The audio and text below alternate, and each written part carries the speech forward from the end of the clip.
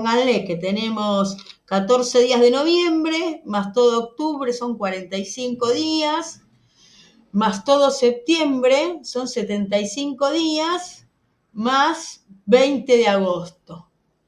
Son 95 días. Una planta híbrida, digamos, con una buena relación índica, una planta índica, ni hablar una planta automática, pero una planta de floración corta va a llegar bien. Una planta más sativa, capaz que para el 14 le estén faltando unos días.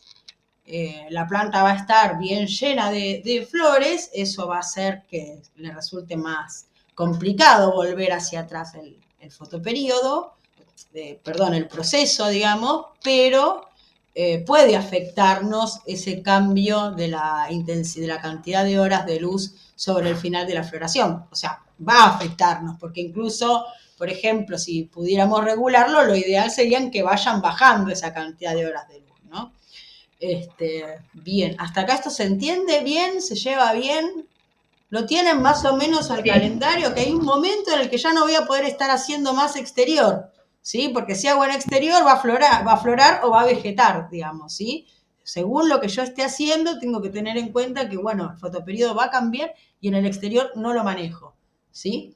La alternativa para eso es el indoor. Y en el cultivo de marihuana, el indoor es una forma bastante, por no decir muy, muy conveniente para regular un ciclo de cultivo. Bueno, ¿qué pasa durante el periodo vegetativo? Las plantas crecen. Pueden hablar, chicas, ¿eh? Las plantas crecen, se llenan de follaje,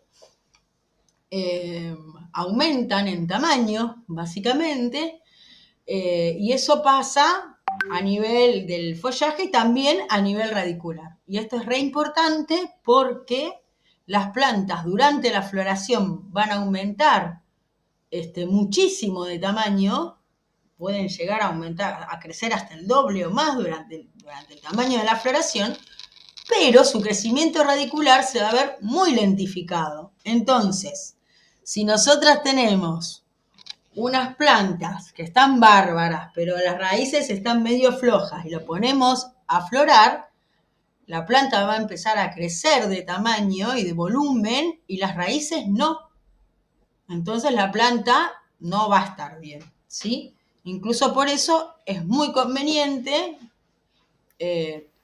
tomar un periodo de generación de raíces antes de pasar a florar, ¿sí? Ni hablar de si trasplantaron, por ejemplo, porque como se va a detener el crecimiento radicular, cuando pasen si pasan a floración, si trasplantás, ponele, usted tiene una maceta, la tiene en maceta de 7, dice, bueno, le voy a poner una maceta de 15.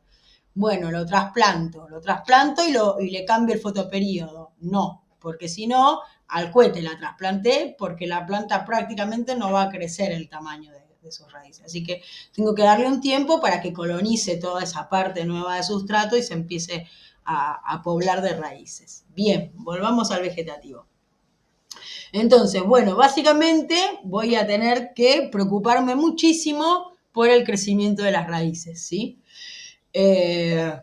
Como siempre, eso va a estar muy condicionado por el sustrato, ¿sí? Si tengo un sustrato que es un sustrato que tuvo, por ejemplo, hecho a base de compost, pero no tiene una buena cantidad de perlita o de resaca, sobre el final del vegetativo se va a ver más compactado. Entonces, bueno, es muy recomendable hacer varios trasplantes también, por eso mismo, para mantener el sustrato lo menos compactado posible. Sobre todo cuando estamos hablando de una tierra viva, digamos. ¿Sí? A lo mejor con coco podemos saltear algún trasplante. Igual mi experiencia es que a las plantas les gusta muchísimo el trasplante, la mudanza, no es una cosa en general para nada traumático, lo hago varias veces y en general no trae consecuencias negativas para la planta. Creo que podría decir que en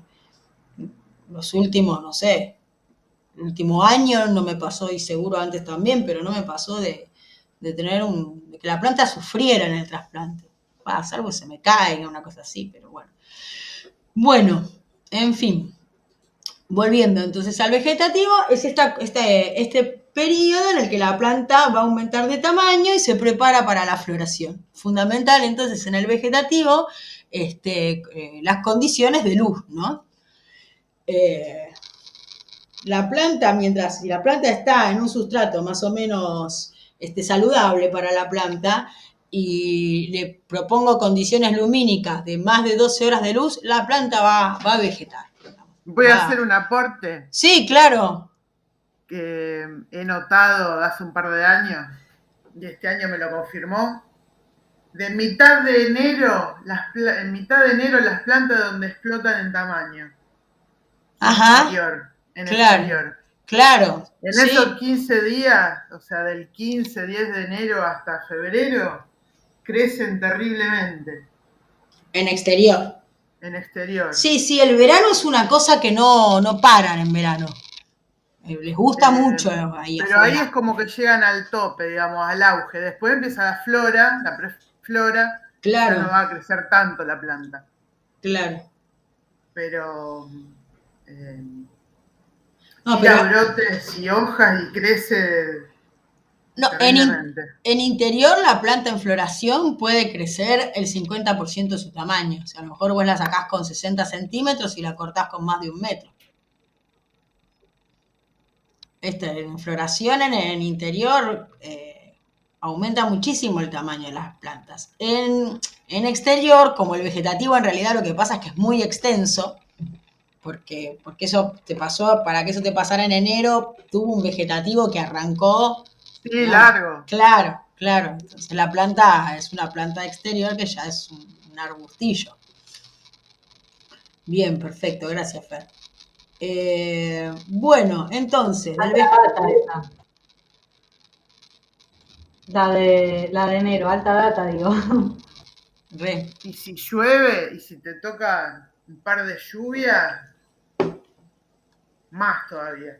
Sí, enero es un mes ideal aparte para pensar en todo lo que es la proliferación, porque crecen a una velocidad que a vos en enero, tijera, sustrato y ciclón, o vemos qué, y hacer esquejes y acortar, porque aparte las condiciones de temperatura también son muy buenas. A lo mejor eso hace un poco de calor para el esquejado, pero se lo bancan, salen.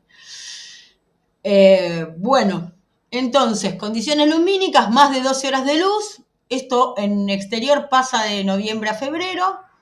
En el interior voy a controlar el periodo lumínico en ciclos de luz-oscuridad, que pueden ser 18:6, pueden ser 24 y también puede ser 24:0. La verdad que yo uso 24:0 más que nada porque lo otro implicaría un timer, un controlador del tiempo, y la verdad es que no le encuentro,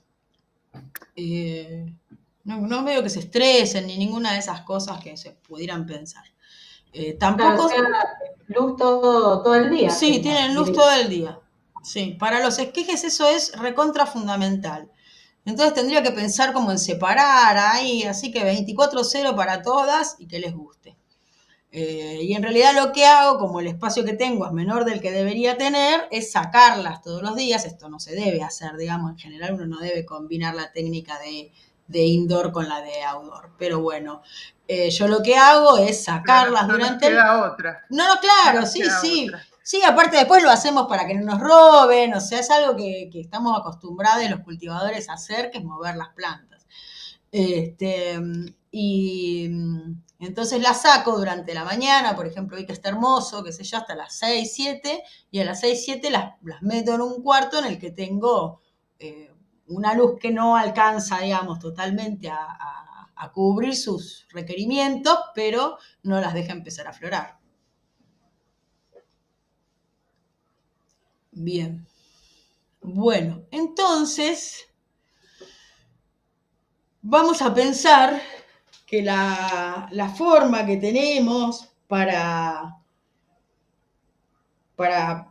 producir de manera continua plantas de cannabis en la Argentina, la mejor manera que tenemos es pensar en vegetar durante el periodo de exterior, en el que exterior sería una floración. Lo que podemos hacer es pensar en armar un cuarto de vegetación para ese periodo, digamos. Y de esa manera, y esto lo vamos a charlar un poquito más después en el próximo encuentro que vamos a hablar del cultivo en ciclos, de esa manera podemos hacernos un sistema de cultivo rotativo o en ciclos que nos permite mantener nuestras plantas florando y vegetando durante todo el año. Esto lo vamos a charlar un poquito más adelante, pero el indoor de vegetación es la forma más autosustentable que tenemos para pensar el cultivo de marihuana. Lo podemos armar básicamente en cualquier lado. El de la fotito, bueno, nada, no es el mío. Lo podemos armar en cualquier lado. No necesita mucho espacio, qué sé yo, abajo de la parrilla, abajo de la escalera, en algún lugar más protegido de la vista de los vecinos que otra cosa, y asegurándonos tener principalmente una buena circulación de aire, porque en interior la falta de circulación de aire no solamente va a hacer que se enfermen las plantas, sino que absorban menos nutrientes, porque las plantas hacen ese proceso por unos poros que tienen del lado de abajo de la hoja. Entonces, si no hay una buena circulación de aire, estamos en un lío.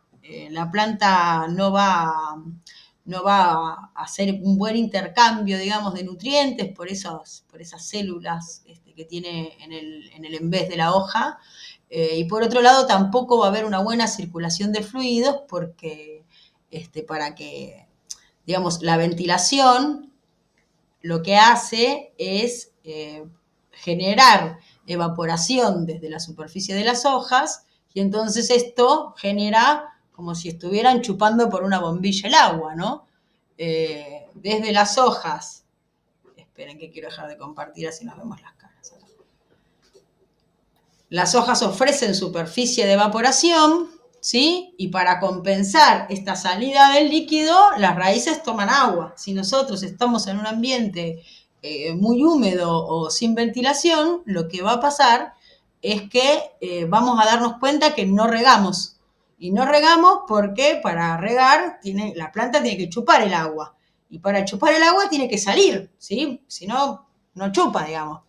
Entonces, si no tiene buena ventilación, no va a haber tampoco una circulación de nutrientes, porque si el agua que está en la maceta no entra por las raíces hasta llegar a las hojas, no va a haber circulación de nutrientes, por lo tanto la planta tampoco va a crecer demasiado, el sustrato se va a poner muy pesado y las raíces se van a empezar a compactar. Y ese va a ser un círculo, digamos, bastante difícil de romper.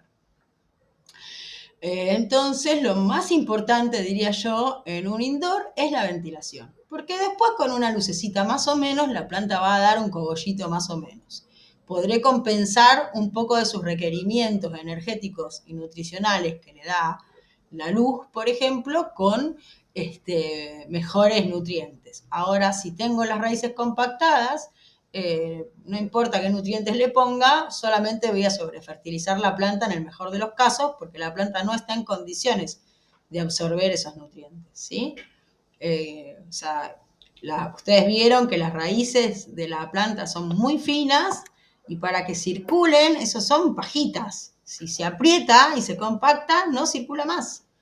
Entonces yo le puedo echar lo que quiera y lo único que voy a hacer es pudrir todo el entorno de las raíces y que se muera, digamos, ¿sí? Entonces, las condiciones para que la planta se alimente no son solamente lo que le doy, sino la posibilidad que tenga de realmente poder hacerlo. Entonces, la ventilación en el indoor es recontra importante, porque aparte las plagas en indoor son realmente un problema. En el exterior, a lo mejor tardo unos días en darme cuenta, pero después le pongo algún tipo de de plaguicida orgánico o no, digamos, pero la plaga la voy a poder controlar. En el indoor va a ser todo bastante más complicado. Así que la ventilación es fundamental. En segundo lugar, yo pondría el timer, digamos, ¿no? El mejor amigo del cultivador es el timer. Porque si no, es muy difícil sostener esta condición de luz, ¿sí? Si no, o lo dejo enchufado a 24/0 y que quede ahí, ¿sí? Se me va a romper rápido el ventilador, pero para la luz lo puedo resolver, ¿sí? Y por último, la luz. Para cada etapa del ciclo de cultivo nos vamos a encontrar con distintos requerimientos lumínicos, ¿sí? Para vegetar, por suerte, las lámparas estas tipo bajo consumo son una buena alternativa. Se puede pensar en una luz de mercurio, se puede pensar en paneles LED, pero eso es bastante más caro. El vegetativo con lámparas bajo consumo, yo lo uso desde que cultivo y me parece una de las mejores, o sea, sí, solo compite con el panel LED, digamos, ¿no? Porque, bueno, las lámparas de mercurio aparte están medio como caídas en desuso. Hay otros sistemas eléctricos que son más caros todavía, que tienen bastante consumo. El problema siempre en el indoor es que te levanta la temperatura, entonces estas lámparas bajo consumo de luz fría, la verdad es que no calientan casi nada. Vi varios seguimientos de gente que ha hecho cultivo de interior con las galponeras LED, ¿viste? Las de 50 watts. Sí. ¿Y? Hay otras más grandes, pero las comunes, las que todo el mundo usa, son esas. Y re bien, te digo. Vos sabés que yo la experiencia que tuve, que fue una sola con esas galponeras, es que la planta se ponía un poco amarilla. Sí, pero ¿sabés qué? Tenés que combinar, tenés que comprar frías y cálidas. Si las combinás, son otros los resultados. Ahí va, perfecto. Está buena la data. Alguien me dijo que había que sacarle como un capuchón que tiene adelante. Yo nunca lo intenté porque me pareció que así se va a romper. Que se saca y tiene todas. No se rompe. Bueno. Yo se lo puse de nuevo porque prefiero que tenga eso para proteger más a la lámpara, pero si no se saca y sí, da un poquito más de. Pero no pasa nada. Esperen que voy a parar el clip champ acá. Dicen que rinde 300 watts, que equivale a 300 watts. Nada, una sacada, pero nada, la verdad que funciona bien, es una luz hermosa. Igual tengo dos plantas lindas, ahora ya las puse a florar, pero nada, mi viejo se mandó una cagada con un par de las chiquititas y las dejó que la helada las mate, y bueno, nada, un garrón, pero nada, era asesinarlo o cagarme la risa, y bueno, no me queda otra opción. ¿Qué asesinarlo? Lo dejé cuidado, lo dejé cuidado y me falló. Pero bueno, nada, ahora si encuentro el link se lo voy a pasar. Dale, buenísimo. Seguimos entonces mientras. Bueno, esta combinación de bajo consumo, sobre todo si vamos a pensar en un cultivo por ciclos, me parece ideal. El LED lo que nos permite es en el mismo, sin cambiar la luz y qué sé yo, podemos florar y vegetar en el mismo espacio. Entonces el LED es ideal para poder hacer todo en un solo ciclo.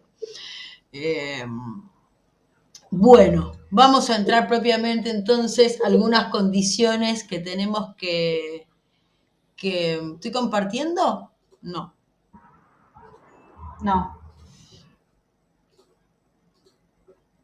Bueno, vamos a charlar entonces de algunas condiciones que ya son propias de este momento, digamos, de este estadio. Una de las cuestiones casi tan fundamentales como la alimentación, sobre todo para evitar las plagas, es mantener las plantas libres de ramificaciones en los primeros 20, 30 centímetros. Esto en interior es muy bueno aparte porque va a permitirnos que se concentre toda la irrigación, digamos, de los nutrientes bien hacia arriba y quede una planta bastante compacta, ideal en el interior. En exterior puede necesitar que la tutoren o alguna cosita así porque queda un poquito más pelada. Pero es la mejor manera de mantener lejas las plagas. Y por otro lado, no es lo ideal, pero podemos intentar algún esqueje de ahí. Y si no, en general, durante todo el periodo vegetativo, lo que vamos a ir haciendo, ahora me doy cuenta que no hay una fotito de esto, lo que vamos a ir haciendo es limpiando, a ver si lo tengo acá, lo tengo en otro coso, lo voy a pasar en un ratito, es ir limpiando las ramificaciones también de la planta en la parte, digamos, más de su copa, digamos, ¿no? Eso nos va a ayudar también a mejorar la distribución de la luz y la irrigación de nutrientes. O sea que en el periodo vegetativo es un periodo en el que las podas están todas a la orden del cuarto menguante o del cuarto creciente, según qué es lo que esperemos. Yo uso cuarto creciente si lo que me interesa es cortar la planta para darle forma a la copa, digamos, a las ramificaciones, para hacer una poda apical, para hacer el entresacado. Y uso cuarto menguante para podas en las que voy a priorizar un esquejado. Ya vamos a hablar específicamente de las podas en la próxima, creo. Bueno, y ahora pasamos medio rápidamente, ya dijimos 600 veces que la condición fundamental del sustrato, creo que esto ya lo tenemos bastante claro, la condición es fundamental del sustrato, ¿sí? Va a acompañar mucho tiempo y muchos procesos dentro de la planta. Vamos a hablar ahora de los nutrientes. Bien. Voy a pasar esto medio rapidito y lo vamos a ir charlando, ¿sí? Hay nutrientes que son los fundamentales y son los que van a encontrar sus indicaciones más claras, sobre todo en los fertilizantes, que son el nitrógeno, el fósforo y el potasio. Por eso muchas veces vemos que las marcas, digamos, de fertilizantes hablan de una relación NPK, ¿sí? Se refiere a la relación nitrógeno, fósforo, potasio. Estos elementos químicos que por otra parte la planta no los toma así como nitrógeno puro o fósforo puro o potasio puro, sino que en general los toma combinados o en formas de iones, son los elementos principales de la fertilización de la planta. Pero hay otros 3 elementos que son bastante importantes, en realidad que son muy importantes. Lo que pasa es que, digamos que ocupan un lugar secundario en el desarrollo de la planta. Y por otro lado es bastante difícil evitarlos, como son el calcio, el magnesio y el azufre, ¿sí? El magnesio es fundamental para la fotosíntesis de la planta y a su vez, para que el magnesio pase de un lado al otro de la célula, necesita estar regulado por el calcio. Y el azufre está muy comprometido con la formación de proteínas y algunas sustancias que la planta también necesita para funcionar, su funcionamiento, ¿no? Entonces podemos hablar primero de estos nutrientes, ¿sí? Y clasificarlos, digamos, en macronutrientes, y después tenemos otros que son importantes, pero que van en mucha menor cantidad. Ahí tenemos el boro, el cloro, el cobre, el hierro, el manganeso, el molibdeno, el zinc. Se van a encontrar muchas veces, si googlean, con tablas de identificación de carencias o excesos por fertilización. Yo a propósito no puse ninguna de esas tablas porque considero, y ahora vamos a insistir con eso, que la mayor parte de los problemas de nutrientes en el periodo vegetativo está vinculado con un problema en el pH, ¿sí? O que te equivocaste y preparaste mal el fertilizante. Pero, digamos, si estoy usando los fertilizantes como dice su vendedor y estoy haciendo un riego consciente, el problema de nutrientes en general es un problema vinculado al pH. Ya vamos a llegar un poquito a eso también.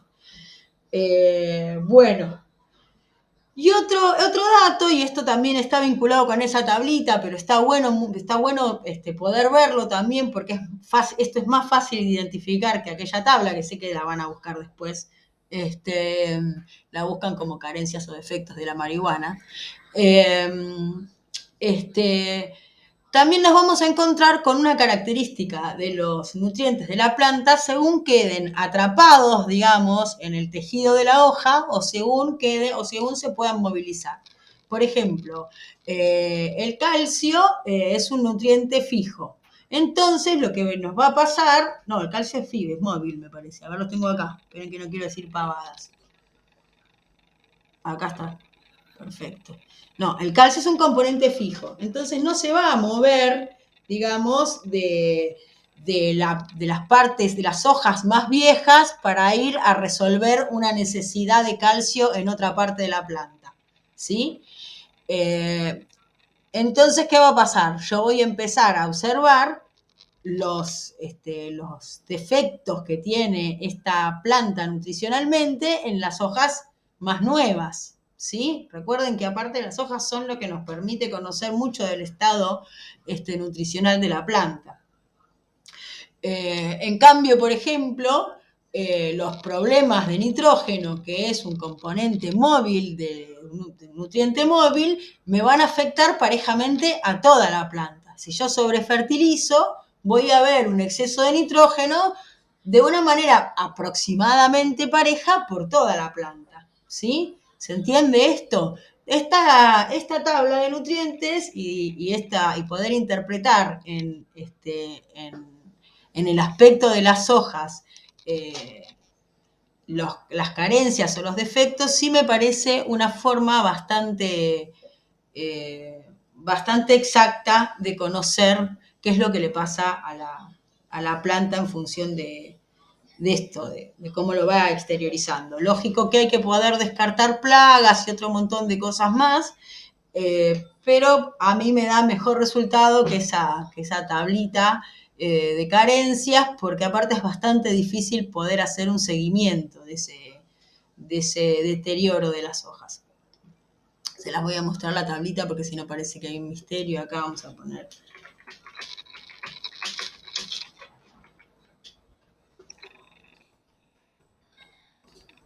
Ahí va.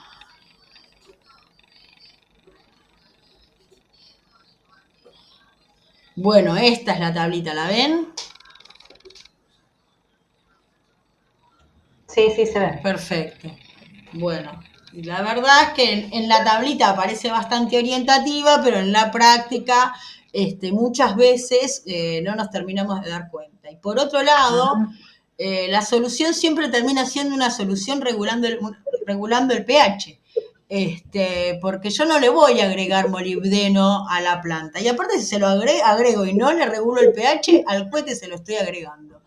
Entonces, ahí me parece que también hay algo que no lo podemos utilizar, ¿no? Ese cuadrito. Yo, por lo menos, nunca lo puedo utilizar bien. Entonces, me guío más, a lo mejor, por el estado general de la planta y poder comparar cómo están las hojitas nuevas respecto de las hojitas viejas, ¿no? Bien, el pH. Estoy al palo. ¿Cómo vienen ustedes? Bien. No, bien. Ah, bien, bárbaro. Está bien, porque es larguito lo de hoy. Ustedes me dicen también si si tengo que detenerme en algo, yo esto me parece que podemos hablar mucho de la teoría del pH, pero bueno, a los efectos prácticos quiero reducirlo lo más posible. El pH es una medición de la acidez que tienen las sustancias, del potencial hidrógeno, ¿sí? Nos permite el pH de saber si una solución, si un líquido tiene un pH ácido, básico o neutro. La neutralidad se ubica en el punto 7 y el rango de pH va del 1 al 14. Vamos a decir que todas las soluciones ácidas están entre el 1 y el 7 y que todas las soluciones alcalinas del 7 al 14. O sea, un pH bajo es un pH ácido y un pH alto es un pH alcalino. Bien. En principio, esto es una medida que podemos obtener simplemente midiendo el pH. Hay varias formas de medir el pH. Después lo charlamos un poquito más. Pero lo que quiero mostrarles es esta tablita verde que tenemos, que se muestra acá al costado, en donde ustedes fíjense que según el elemento, a medida que va variando el pH, el elemento circula en condiciones de ser absorbido en distintas proporciones, ¿no? Por ejemplo, el nitrógeno, por debajo de los 5,5, o sea, del pH 5,5, se empieza a perder la capacidad de encontrarlo disponible, y lo mismo pasa por arriba de los 8, por ejemplo. Fíjense qué pasa con el fósforo, ¿sí? Que hay toda una región entre el 7 y el 8,5 y después entre el 5 y hacia abajo, en el que el fósforo empieza a no estar disponible. Bueno, lo mismo para cada uno de los macro y de los micronutrientes que requiere la planta, ¿no? ¿Qué pasa? Cuando yo varío el pH, estos descensos, ¿sí?, tienen que ver con que el mineral que está ahí disuelto deja de estar disuelto y forma una sal, ¿sí? Y se precipita, queda en el fondo de la maceta, ¿sí? Se va abajo, o sea, se enreda en la tierra, digo, pero empieza a dejar de ser soluble en agua. Entonces, bueno, si no es soluble en agua, obviamente no puede entrar por la raíz, y si no puede entrar por la raíz, al cohete se lo voy a estar agregando, ¿no? Eso es la importancia del pH. Solamente en determinados rangos de pH yo voy a poder garantizar que los nutrientes micro y macro que necesita la planta puedan circular y ser absorbidos. A su vez, el pH tiene distintos rangos de preferencia para cada etapa del cultivo. En el vegetativo voy a cultivar en rangos más bajos de pH, y en la floración voy a tener un rango un poco más amplio en general y más alcalino. Bien, acá están los valores. Bueno, eso obviamente va a cambiar, sobre todo porque en sustratos inertes no tiene medio ambiente, digamos, la planta, como para defenderse de esas variaciones de pH. Entonces, la planta necesita, digamos, otro tipo de resguardo y de margen. ¿Alguien quiere hablar por ahí? Ahí va. No, porque de esto no sé un pomo del pH, porque nunca Okay. se lo mido, no tengo idea. Me voy a comprar un pHímetro No sé. ahora porque quiero migrar mi hidroponía pronto, así que voy a comprar uno y vamos a medir pH por todos lados. Yo estaba con unas tiras, pero las tiras son caras, y también, viste, a veces con los fértiles. Viste que está el sustrato del suelo, del sustrato, y está el sustrato el pH del medidor para el agua, que es otra. Sí, bueno, pero se puede hacer le voy a comprar uno para sustrato, creo también, pero vos podés hacer un riego y juntar ese agua de riego y medir el pH y la electroconductividad, y te va a dar un valor bastante aproximado del valor del pH de ese suelo. Bastante aproximado. Bueno, acá tenemos entonces estos rangos de pH. Fíjense que son bastante cortitos, bastante finitos estos rangos, y bueno, sobre todo cuando hacemos fertilizantes caseros, se nos puede ir un poquito a la mierda. Así que está bueno si uno obtiene la posibilidad de medir el pH. ¿Y con qué lo regulás? ¿Qué Y le con echás? solución reguladora, que se compra, por supuesto. No se puede hacer también, ¿eh? ¿Cómo? ¿Al sustrato le echás? No, ¿O al agua de riego? al agua de riego. Se supone que primero me dice el pH. ¿Qué tiene que estar entre 5 y pico Y y para 6 y floración, algo? sí, para floración 5,8, 5 y por ahí, digamos. Perdón, para vegetativo. Y para El agua floración un poquito más de 6. El agua de acá es re ácida. Ajá. Bueno, esa es una Tiene situación, digamos. 7.2, Eso es a veces un alcalino. poco más. Eso es Bueno, alcalino. eso sí, alcalina. Bueno, Re pero no es alcalina. tanto eso. Bueno, sí, un poquito, pero no. Eh, los fertilizantes muchas veces tienen entre sus mismos compuestos reguladores del pH. Yo uso sales de fertilización y lo que tienen de bueno es que te regulan bastante bien el pH.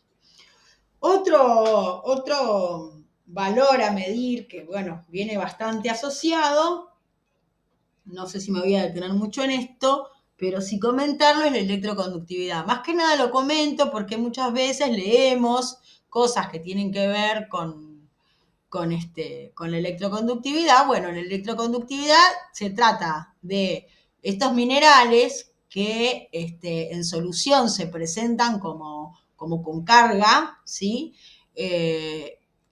Y también, qué sé yo, los cloruros se presentan como con carga eléctrica. Entonces, esta conductividad obviamente requiere de que las cargas eléctricas, digamos, lo que se hace es medir sí, el potencial de conductividad eléctrico que tiene esa solución. Cuando tiene muchos iones, o sea, mucha carga, es porque puede llegar a estar sobrefertilizada, y si tiene poca carga, es porque puede faltarle fertilizante, digamos. Es una medida que acompaña la medida de pH, que nos puede dar una idea también general de cuál es el estado de nutricional, porque yo también puedo cambiarle el pH agregándole un poquito de jugo de limón, pero de esa manera no le estoy agregando ningún nutriente, solamente estoy cambiándole el pH, ¿se entiende? Entonces la electroconductividad aporta un dato también de el grado de nutricional que tiene esa solución fertilizante. Bien. Hasta acá vamos, me queda esto solito, miren. Bueno, acá digamos que una vez que tenemos las plantas más o menos adultas, voy a detener esto porque una vez que tenemos las plantas más o menos adultas, nos vamos a encontrar, sobre todo no, si venimos de plantas de semilla, que desconocemos el sexo de la planta. Entonces, a lo mejor, por ejemplo, por razones que tienen que ver con nuestro exterior, a lo mejor nos falta un mes o 2 meses para poder sacar la planta a florar al exterior, o tengo ocupado el indoor y tengo para un mes más con esa planta, y a lo mejor estoy criando un macho, ¿sí? Yo pongo una planta de semillita en un indoor de vegetación, la planta va a crecer, algún día lo tengo que sacar. Cuando lo saque va a empezar a florar, o cuando le cambie el fotoperiodo va a empezar a florar. A lo mejor tengo otras plantas y la verdad es que si no sé que las otras son hembra y a lo mejor esto no sé qué es, y va y me poliniza las plantas. O sea, lo que yo muchas veces hago en realidad, cuando, por ejemplo, me traen una planta de semilla y me dicen, hey, no sé esto qué es, uso 2 métodos, digamos, alternativamente según el lugar que tengo en la casa. Uno es hacer esquejes de la planta, cosa que igual haría, ¿sí? En realidad, esa sería una diapo que le falta a este PDF, digamos. Durante el proceso, el periodo vegetativo, lo que voy a hacer es, entre otras cosas, hacer esquejes. Estos esquejes pueden servirme también para identificar el sexo de la planta. ¿Yo qué hago? Supónganse que tengo una plantita así, ¿sí? Tiene, no sé, esto, 30 a 35 centímetros, no se ve, me corro más atrás. 30 a 35 centímetros. Estaría en condiciones de tamaño a lo mejor para empezar a aflorar, pero no conozco su sexo. Tengo dos posibilidades. Una es, la corto y le hago esquejes, ¿sí? Pongo esos esquejes en un aeroclonador, porque en el aero van a vivir bastante más si no enraizan que en coco, ¿sí? En el aero van a vivir independientemente de que no hagan raíz bastante más tiempo. Los pongo en el aeroclonador y le cambio el fotoperiodo al aeroclonador. Lo pongo en un fotoperiodo para floración. Entonces, la planta la sigo teniendo 24-0, 18-6, pero los esquejitos los puse en 12-12. Bueno, los esquejitos van a florar y yo voy a poder ver en la flor del esquejito si es macho o hembra. Y ese sexo es el mismo sexo de la madre. ¿Se entiende?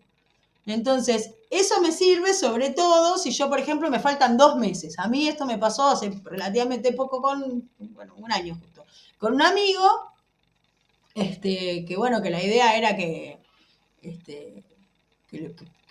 supiera el sexo de la planta y que florara, pero me faltaba un montón para sacarla a florar. Dije, bueno, ¿y esto qué carajo es? Y probé, ahí usé el método de esquejarlo y mirar en el aeroclonador el sexo que tenían. Eran hembras, algunas dieron raíces y esas las puse, otras se murieron. Saqué unos cuantos, porque bueno, la idea en realidad ahí, el objetivo es conocer el sexo de la planta.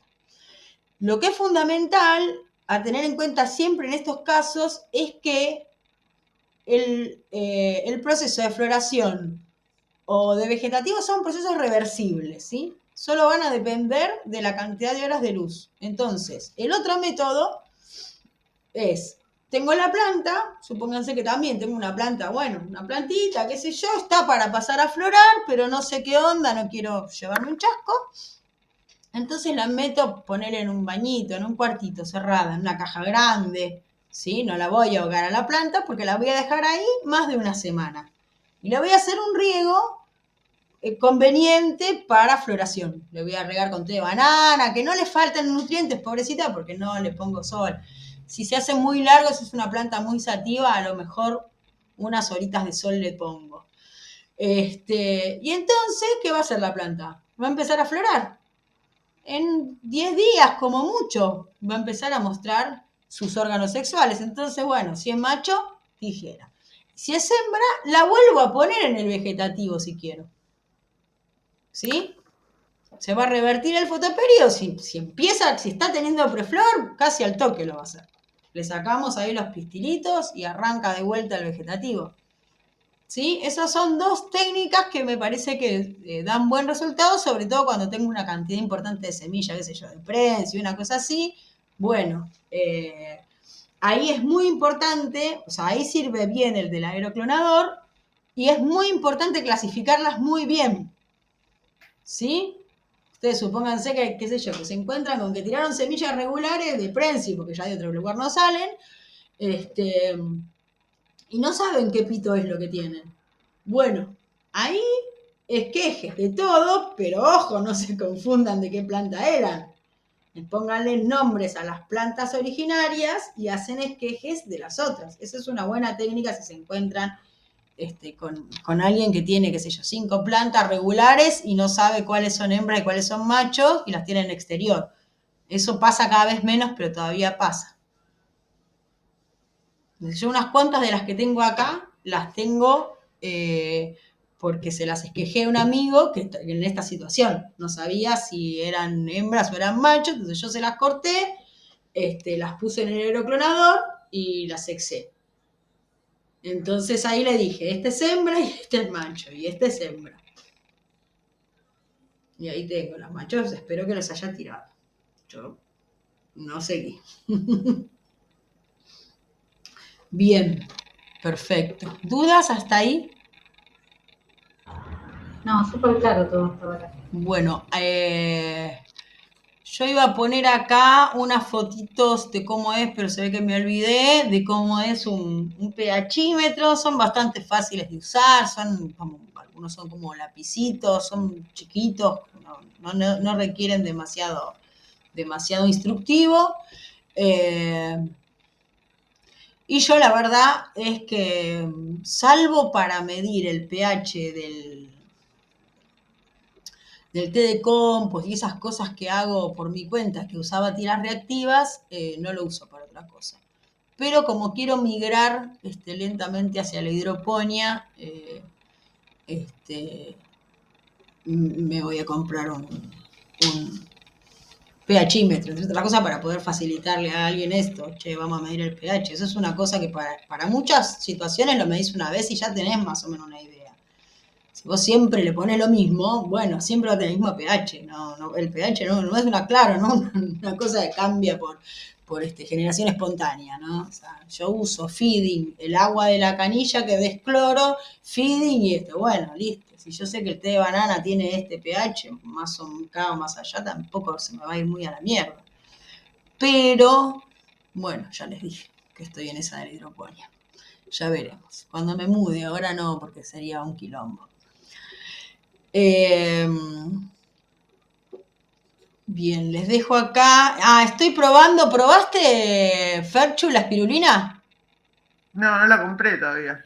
Yo tengo acá compré cápsulas. Bueno, vieron que yo ya les sugerí algunas veces que sigo esa página que se llama Cultivo Loco, que me dio siempre buenos resultados, que probé con el té de albahaca para floración y que anduvo bien. Bueno, metí espirulina para el vegetativo, lo usé, riego foliar. Bueno, les encantó, les gustó muchísimo. Y ahora voy a probar para floración. Pasa que sube el nitrógeno. Este señor ya aclaró eso, que sube el nitrógeno, entonces hay que compensarlo con más potasio. Así que, ¿qué voy a hacer? Le voy a poner espirulina a un té de banana. Y vamos a ver qué onda. Entre tanto, rocié con espirulina y sales para floración una planta que está ahí. Yo tengo algunas plantas que puse a florar porque ya tenía que poner a florar todo. Dije, bueno, y esas también. Eran medio raquitucha, ¿viste? Estaban medio así, bueno, floran igual. Y estoy viendo ahí si no se compactaron un poquito más, las tengo ahí, las puedo comparar con otras, qué sé yo. Mal no les hizo, o sea, que no es poco.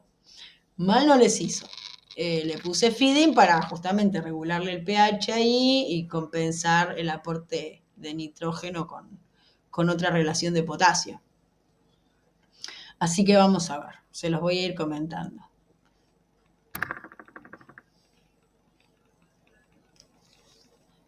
Bien, y tengo el purín de ortiga en preparación también. Comento esto porque acá les dejo un recetario. Bueno, de esto vamos a charlar un poquito después, cuando hablemos de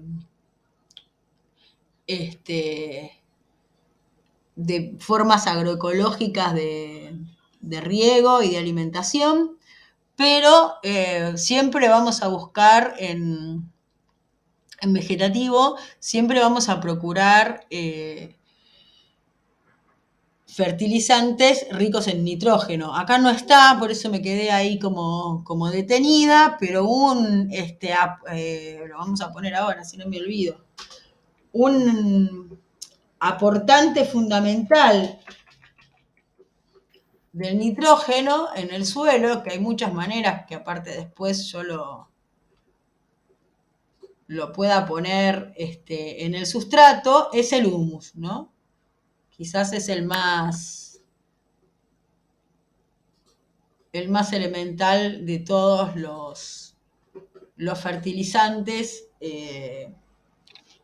a base de nitrógeno, que puede ser el humus sólido o el lixiviado, el humus líquido, que también se puede poner. El problema con el humus, sobre todo el humus líquido, es que es tan fuerte y tan alto el contenido en nitrógeno que tengo que siempre, con todos los fertilizantes, pero particularmente con los que tienen alto contenido en nitrógeno, me pongo seria, así que los voy a mirar.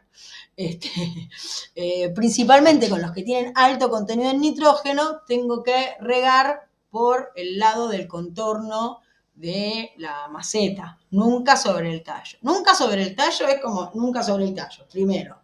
Y si es un fertilizante a base de nitrógeno, bueno, alrededor lo más lejos posible. Y después cuando riego en esa zona, ¿sí?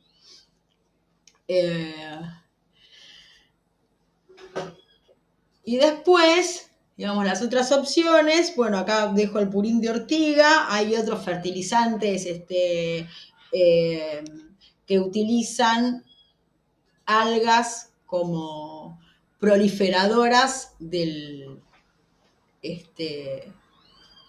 ayudan a la proliferación y a la absorción de los micronutrientes. Algo que no está en este PDF y me estoy dando cuenta y no está bien, es que, ¿qué vamos a ponerle a la planta? Que lo más importante que necesita es que crezcan sus raíces. Vamos a ponerle un fertilizante o la vamos a inocular con microorganismos que le permitan el desarrollo de raíces.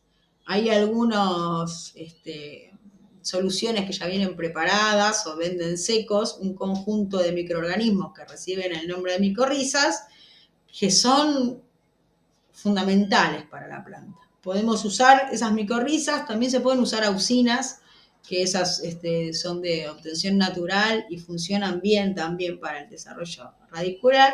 Las micorrizas no son imposiblemente caras, porque un tarrito de micorrizas te va a durar para todo el vegetativo. O sea, con 2 tarritos tenés todo el ciclo de una planta. Estoy hablando de una planta que la termina florando en una maceta de 12 o 15. Con un tarrito de micorrizas estás. No es una cosa imposible. Ahí Fer estuvo viendo, ella me contó una receta de cultivo de micorrizas. Sí, hay un montón, pero bueno, es como que tenés que ir a juntarlas porque están en las raíces, se ven. Las raíces que tienen micorriza tienen como un polvito blanco y son finitos, todo lo que hay alrededor es muy finito. Y agarrarlas del suelo y ponerlas en tierra, en una maceta con un sustrato que no tenga otras bacterias o algo, porque si no, no prolifera. Estaría bueno pensar en cultivar las que salen después de cosechar la planta.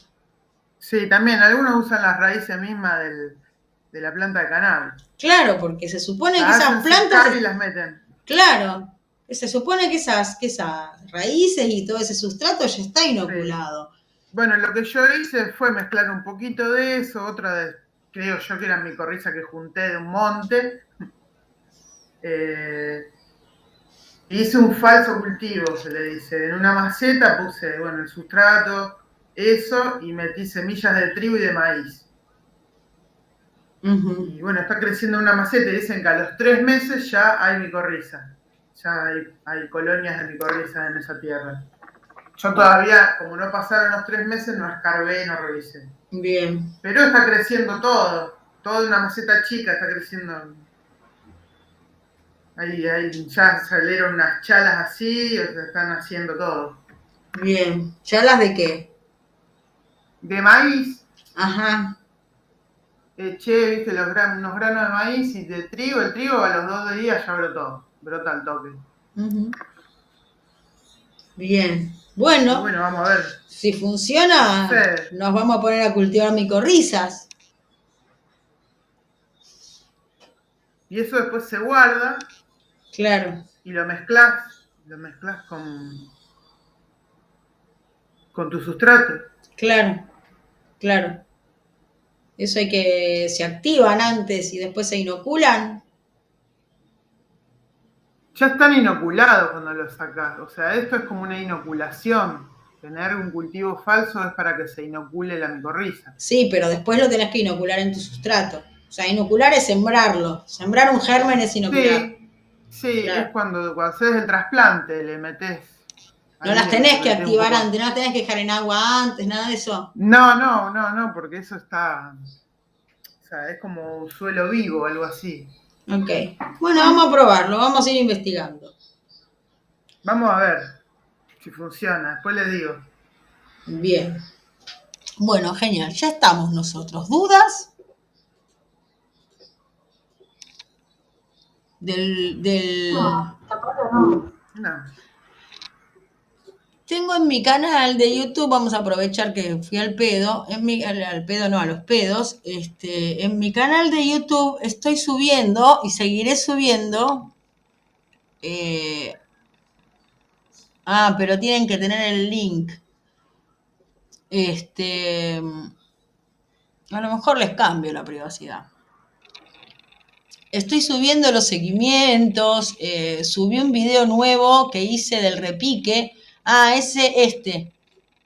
no sé si se los mandé ya, sí, creo que sí. Está bueno, porque la otra vez no habíamos visto, lo podemos ver ahora capaz. La otra vez no habíamos visto la técnica, yo busqué, pero no encontré nada demasiado claro, así que aprovecho y se los muestro ahora. Pirin, pin, pin, repique, pumba. Ahí va, ¿qué le va a hacer? Es lo que hay. El sentido de este video tutorial es comentarles una técnica, mostrarles una técnica de la que ya hablamos en los encuentros anteriores. Ajá. Que es la técnica del repique. Como verán en esta plantita,